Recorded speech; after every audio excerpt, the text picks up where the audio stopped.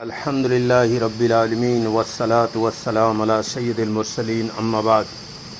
حضرات، آج کل سوشل میڈیا پر کیرل کے رہنے والے شہاب صاحب پیدل حج کرنے کے لیے نکلے ہیں۔ اس پر لوگ مختلف قسم کے تبصرے کر رہے ہیں۔ دنیا کے کسی بھی معاملے کو بحیثیت مسلمان قرآن اور حدیث کی روشنی میں دیکھنا چاہیے۔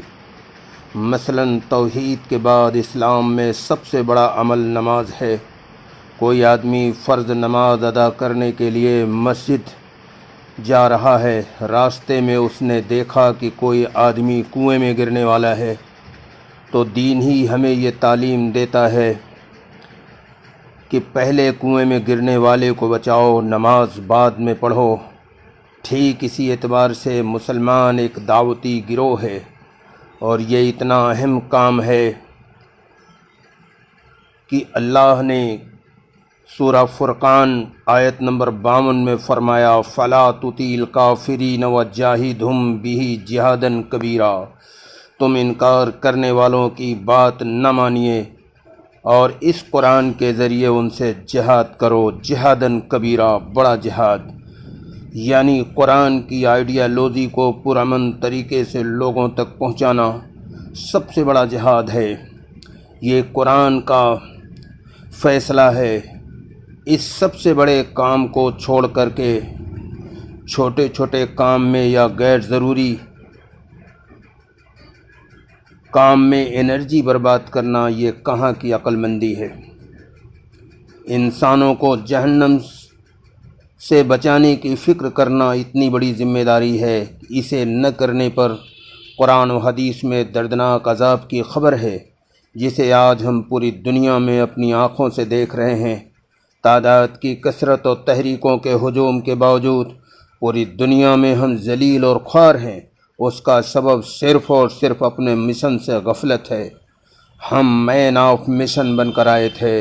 رسول عربی صلی اللہ علیہ وسلم کو اس مشن میں اتنا فکر مند پایا کہ قرآن 2 مقام پر کہتا ہے، کیا ان کے غم میں اس بات پر کہ ایمان نہیں لاتے اپنی جان دے دو گے؟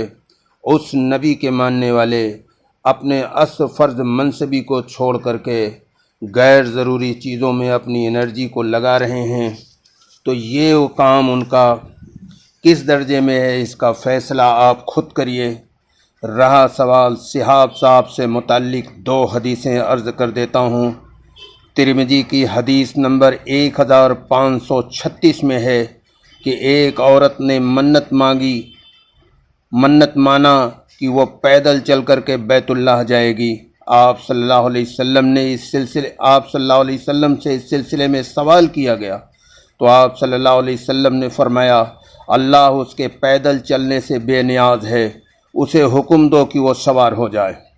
اور صحیح بخاری حدیث نمبر 1865 میں ہے کہ جو لوگ پیدل حج کے لیے منت مانگ کر چلتے ہیں، ایسوں کے بارے میں آپ صلی اللہ علیہ وسلم نے فرمایا اے اللہ ایسے لوگوں سے بے نیاز ہے جو اپنے آپ کو تکلیف میں ڈالتے ہیں، اور انہیں سوار ہونے کا حکم دو۔